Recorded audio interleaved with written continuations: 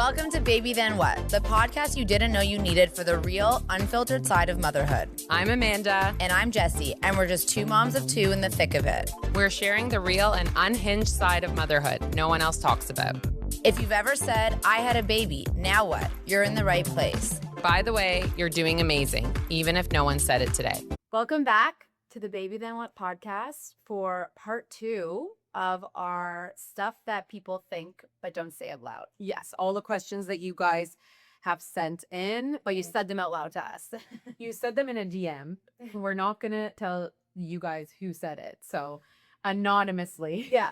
whatever you guys sent in. And I think this one might be more chaotic than the last. I love it. I love it. I put it into parts where this one's a little bit more wild. And again, I want to preface every time, we are not doctors. Yeah. So whatever advice we are giving you or answering your questions, take it with a grain of salt. It's opinions and experience. Exactly. So if there's any medical questions that you guys have sent in or anything that we say, make sure you check with your doctor. Yeah, 100%. That's kind of like an ad, but that wasn't an ad. No. It's like, check with your doctor. If you haven't heard part 1, go listen to that first I agree. because it was hilarious. Yeah, go back one and then come back for part. And then I will say this again, like I said in the last time, we are not judging your questions. If we laugh, it is because we find them funny because it probably will trigger a memory in our head. And you can't judge our answers. No. Because we're being honest. And if you are, you can leave. Yeah. Sorry. Okay, so last time was more about mom stuff. Now it's about real life logistics, toddler chaos, daily struggles, and anything that we just thought was hilarious and relatable. So stay tuned for the questions. So here we go. The first one is toddler / baby real life. So how did you wean your toddler off the bottle before bedtime? Used to sleep with breastfeeding. I'm so used to, yeah. Feed to sleep with breastfeeding. Right. That was definitely something I did. I was breastfeeding, and then till my kids were older, I just did bottle before bed. Right. Ziggy, I think it just was a natural transition. I was going to say. He didn't stop having a bottle before bed until he was like 2.5 on a bottle. I never switched to sippy cups. I never did all the things. I was like, why am I going to introduce another transition to do another transition? Like, So a lot. So this might be the last episode before this baby gets. I'm not planning on delivering it here.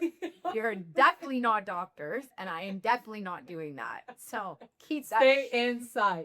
That shit. I did what they tell you and take away the fucking bottle and add the sippy cup in. As soon as I introduced the sippy cup to both of my children, they looked at me and said, fuck you, we're not drinking it. Yeah.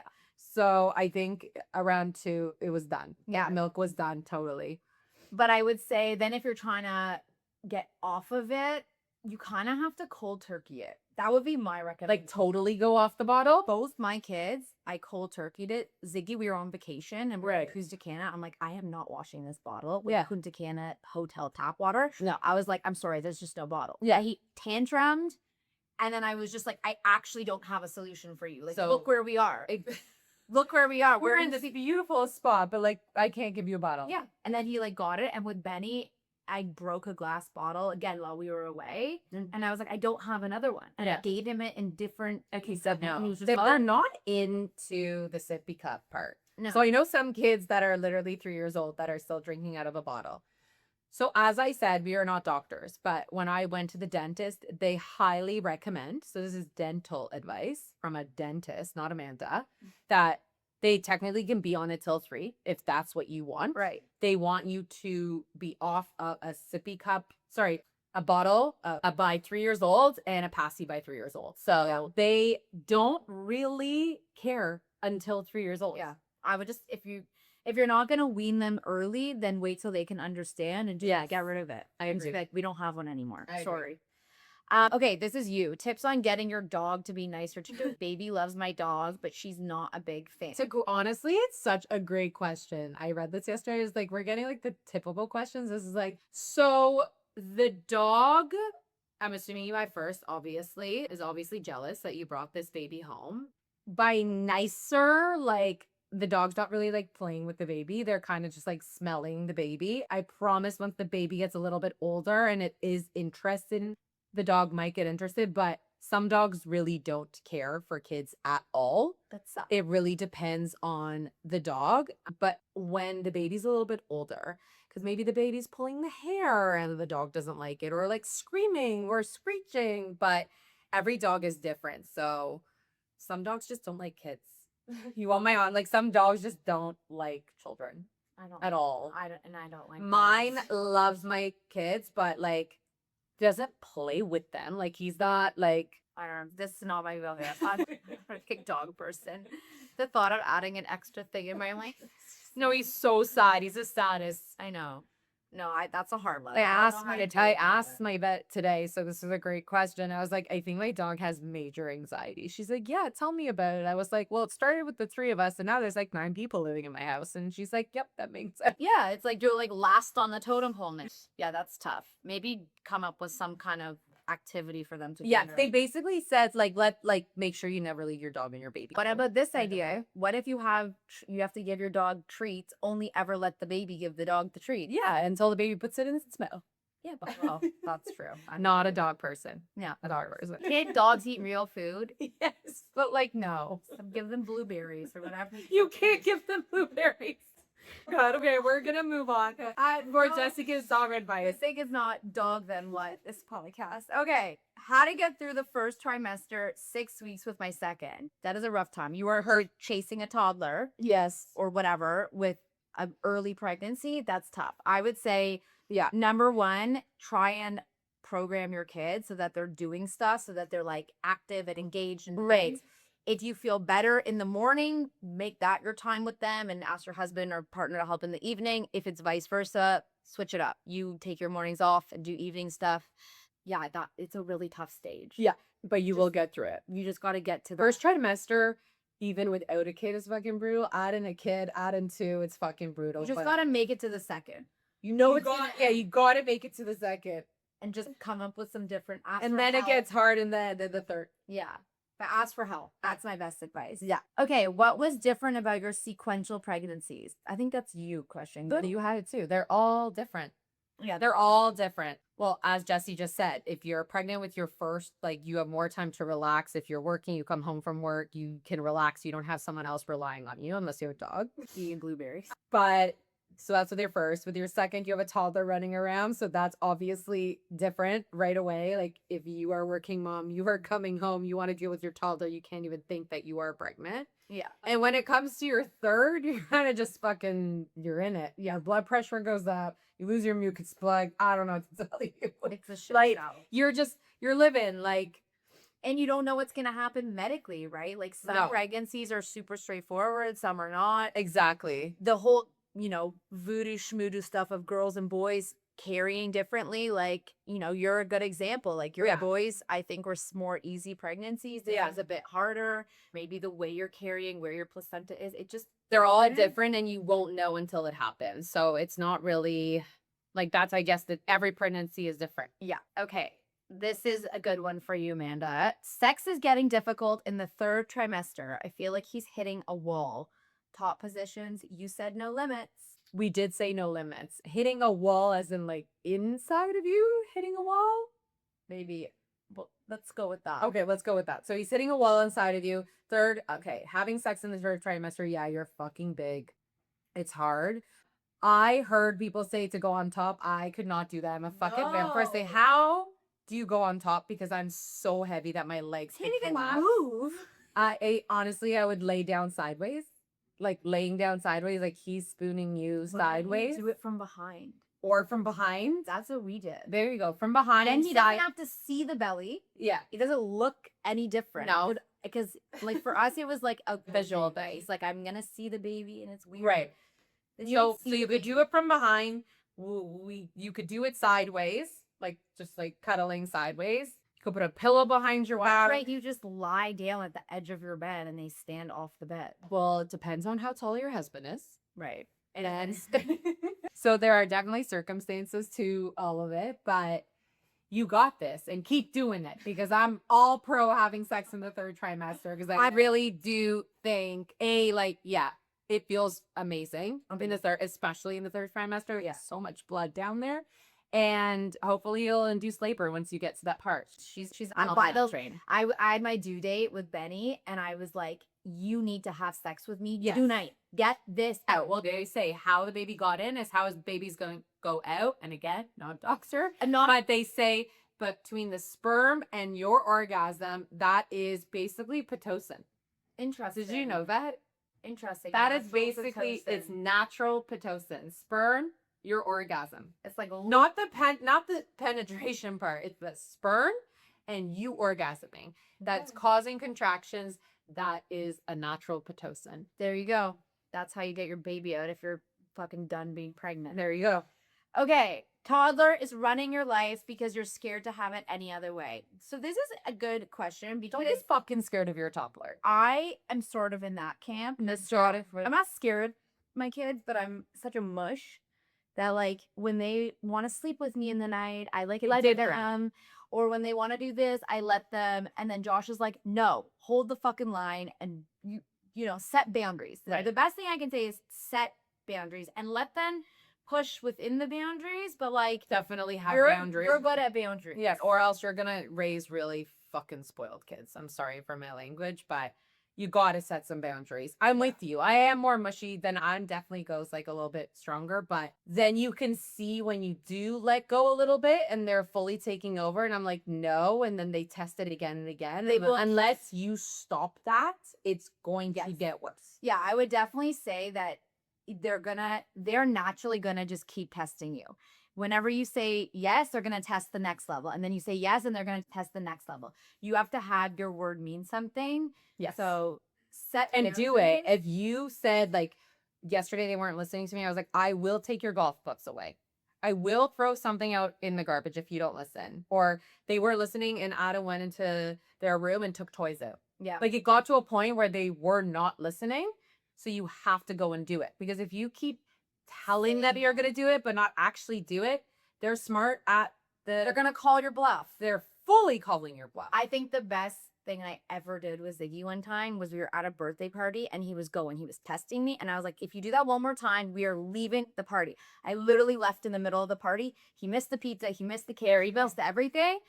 It wasn't like that big of an impact. Like I wouldn't have let but he's going to remember a that. family function be No, like he's it was. gonna remember that now. He will. He might not remember it in 10 years, but No, he's but definitely it was remembering enough- it in the moment. You have to be like, I'm not gonna keep pushing her. Right. Oh, here we go. How the fuck do I get my 2.5-year-old to listen? I need tips. She also hits and gets sad after. Same thing. So I think hitting, from what I've learned, is it's like a physical reaction that they can't control just yet, Yeah. especially at that age. Yeah, At and 5 or 6, it's different, but at 2.5, 3, It's like they want to say no, or like how you get angry. That's them. They can't express it yet. yeah. So then they hit to do it, and it also comes out more if they're tired or they're Yes. hungry. It's like worse. Yes. So again, I would say try and set some boundaries. Try and hold your line within those boundaries. Yes. And you might have to enact some real consequences. Yes. So that they understand that you're not joking. Yes. So same thing. Okay, leaving the house. So how do I stop feeling stressed and sweat my tits off when trying to leave the house with the kids? That's a fair question. I don't know if that one gets easier, to be honest. I literally was this morning like, put your fucking shoes on. And you're sweating and you're running. And honestly, this is just mom life. Like it is. There's obviously like little things you can do. Have everything set out, ready to go, like the night before. Like, so you're not like the shoes are here or the jacket's here. Like you can do little minuscule things. Those make a difference. I would say like, if you can train your kids to actually pick up after themselves and put their shoes back in the spot and their jacket back in the spot. One less thing for And when you to go do. to get the jackets and the shoes, they're there. Yes. That's one. Number two, someone I know, she goes, every time I come home with like our to-go bag, or the diaper bag, I instantly unpack and repack. So it's when I ready come to go. in, so that when I go, That's it's a ready. great tip. Have a basket for their shoes in the front where it's easy accessible for them if they're at the age where they can do it themselves. Cheap tip. Teach them the flip of the jacket, the haru we call it, that they can do it themselves, turn it into a game. This is going to sound like the airplane thing, like put your mask on first. But Yes. personally, I find if I get myself fully ready First? before I even touch them, then I'm not chaotic in my list. Versus if I get them ready first, Then you have to get ready and there's running standing around there. the house and they're ready to go. And why aren't we doing I like, agree. It's chaotic. So I I agree. just get myself ready. I get all the snacks, all of this, all of that. And then I go deal with them. I agree. And then it's That- there. That's the best. I also created a fake character in our house called Cappy. Okay. And when they do bad listening, they have to go with Cappy. So when sometimes I just leave the house and I'm like, I'm leaving and you all can stay with Cappy. Right. And they're like, no, don't leave me with Cappy. Sorry if your name's Kathy. Yeah. I don't know. My Okay. version of Karen. Karen, yeah. When to stop the sleep sack? That really depends on the kid and the situation. So, firstly, to stop the sleep sack, see, people have to go more into depth. Like, Yeah. why are you stopping the sleep sack? Are they taking off the sleep sack? If they are taking off the sleep sack, you can flip it around and zip it up. Then that's your first step of taking off the sleep sack. We were not a big sleep sack family, so I feel like it wasn't such an issue for us. I feel like honestly, once they're like Once they're, we kept them in. Ace was still in the sleep sack till he went to a bed. Till 2.5. sleep sack. It's just like, it's not a blanket. Like if they're just used to like that, like But like if cozy your feeling. kid is 2.5 years old, you can't put them in a thing with a blanket. You totally can. Some of them love it. There's, you're so used to My like kids a are lovey. Don't judge me, all the fucking sleep people. My kids, I put a pillow and a blanket in their crib Yes. at 2.5. Yes, at 2.5 So for you sure don't you need a can. sleep sack. You then. don't, but some kids are so used to it, right? It's like saying take away the passy. Yeah, Like it's a like thing. Yeah. So they were like, they never had a blanket. So it really depends. So bottom line, it really depends on you. If you want to send me a DM, I can like tell you. I love the sleep sack, but it depends on what you're asking. If it's me. for warmth, then the second that you feel comfortable that they can like manipulate themselves, you don't need a sleep sack. You could just use a blanket. Yeah, and if If it's for comfort, then who cares? yeah, well, it's the only things who cares if they're in a crib. You want to be careful that they can't climb out with it. Yeah. That's that. Okay. How are you going to introduce the baby girl to the boys? This is a great question, and I see a lot, and I'm sure you guys see a lot on Instagram and TikTok. We decided, and I didn't bring my first to meet my first to meet my second at the hospital, and I will not be bringing my boys to the hospital. And my reasoning of not bringing the boys to the hospital is my older one right now is obviously understanding that like another child is coming. Ace understands, but not to the extent where I was like, holy shit, this could be a big change in our family. And he's already getting like jealous and not understanding where his place is going to be. I don't want them to come to the hospital because they would love being there. They can't wait to meet the baby. But then why are they going home? And why are mommy and daddy and baby staying? Why is she so important that they're staying with her? They're going to instantly hate her. And we have to leave. And like, I just kicked my son. Like this was Arlo's room. Like I kicked him out of the room and so I will introduce them at home. And I'm hoping that I get to settle her in and then they can come home and meet her. And I probably will give her to Adam, not me. I'll let Adam hold the baby. Right. Like it probably won't be me holding the baby. It'll be like Adam or like my mom or someone else physically holding baby or the baby in a bassinet. Yeah, I think do that. That's Just don't hold her, anybody. Just let her be. Yeah. In the stroller or the bassinet. Just let her like put your hip. And I got them toys that baby sister bought. Yeah, smart. Okay, this is a great question. How much screen time do you allow? When that's basis. That's totally like hazard on the situation. I think it's totally dependent on the situation. I think the older they are, you need to be very careful with what you allow and what kind of stuff. Like I think an iPad where they can just go like this is the worst thing you can do. Worse is like a dedicated movie or like a Showtime. Like I love like Friday night movie. Like it's something they look forward to. They can pick whatever they want. I don't mind that it's 2 hours. I agree. I hate the like, I'm bored and I have nothing to do, so No, go play in your room. Obviously, if you're sick or you're burnt out or you that's a totally different don't put the screen time on, but like I don't time it per day. I kind of do it by situation. Like some days they watch 0 screen time, and some days and it's some only days they like got longer. 4 hours. Yeah, well, it's like, fucking raining all day. You have nothing to do, no activity. Like they are watching a little bit more TV because you're also lazy and you don't want to do anything. Right. I think it's completely, but it's situation dependent. And I find that the more active and outdoor time that they play, the more I'm willing to like let them watch a show. Yeah, because I'm like, You burnt yourself out. You did all the things that I would want you to do as a young boy. Fine. If you want special half an hour of TV while I make dinner, I don't Totally care. fine with it. I'm with Jessie, and the biggest tip we will give you on screen time is do not allow YouTube at a young age. Do not allow them on TikTok. Do not allow them on anything That's like that they're like fast. boom scrolling, because we did not grow up with that. Yeah. Okay, we turned on whatever was on the TV, and that was what was on the TV. Yeah, you They know how to, like, Arlo knows how to switch the Netflix shows, pause. You know, Benny came into my bed this morning and turned the TV on. yeah, and like started I watching was TV. like, what? Yeah, they know way more than us. He Way switched the more. call yesterday from call to FaceTime. Yeah, it's me. He's 2. Yeah, it's me. It was amazing. Like, hi, Benny. Nice to see ya. So yeah, careful what you do. Yes. How to stop breastfeeding without feeling like it's the baby's fault. I don't think I don't know how to answer that one. How to stop I breastfeeding wouldn't- without feeling like it's the baby's fault. No, you mean you? Nope, that was the question. Baby's fault. So it's not the baby's fault. It like, what do you mean by baby's fault? I was thinking it would be mom's fault. Yeah, like you don't want to do it anymore, or like You're not whatever, getting enough milk. or the baby's fault, as in like they can't latch. Guys, you gotta give us a little bit more. more. Like, And her rating these cold, by the way. Yeah. we haven't like she looked. I at just them crazy. put them in. I've not seen these yet. Okay, come back to us with that one because Yeah. you don't understand. Okay, what are the best postpartum genes? You just did a whole thing on that. I did Like a million whole people okay, fucking so saw this postpartum shit. jeans, maternity jeans, that will be postpartum jeans. That will be the next video, is how I'm gonna wear the same jeans that I paid $35 for on H&M, and 3 colors, and I wore them from 7 weeks. I can still put them on now, and I will literally be wearing them postpartum because I got them in a size medium, so once the stomach starts shrinking, it will be a high-waisted pant. Right, love that. So, best postpartum jeans, H&M loose jeans. You do not need a zipper.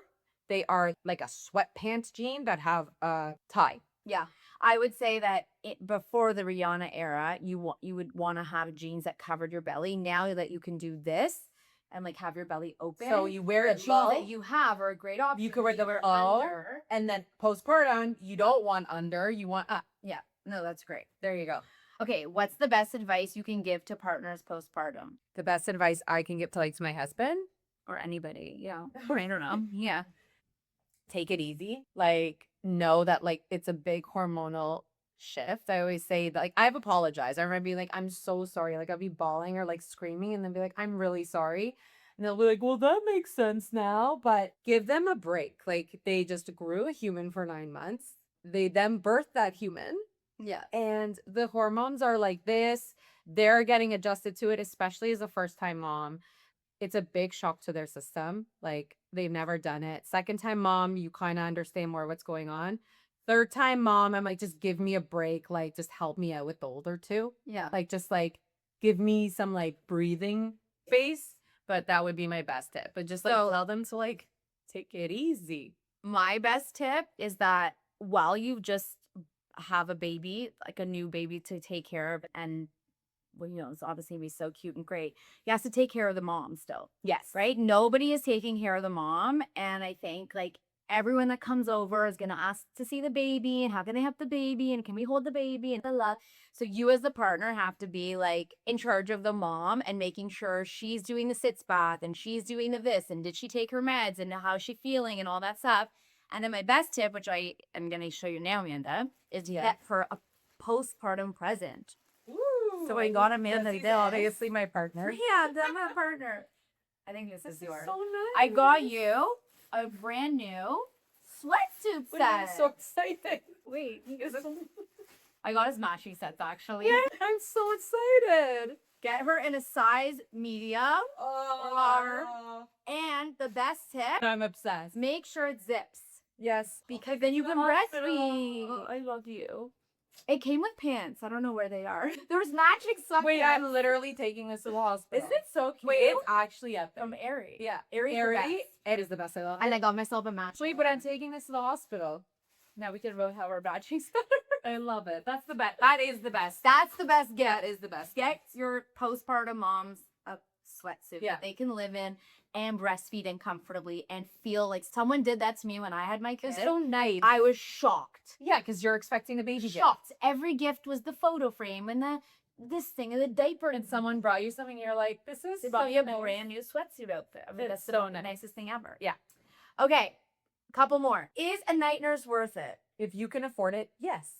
There's no other explanation. I wouldn't have to like get into deep. No, I would just say that even if you can't afford it for a long period of time, even to have someone for 1 to 2 weeks after you've given birth so that you can get that first hump of physical recovery out of your Yes. belt, that is so worth it because you're going to have peace of mind going to bed.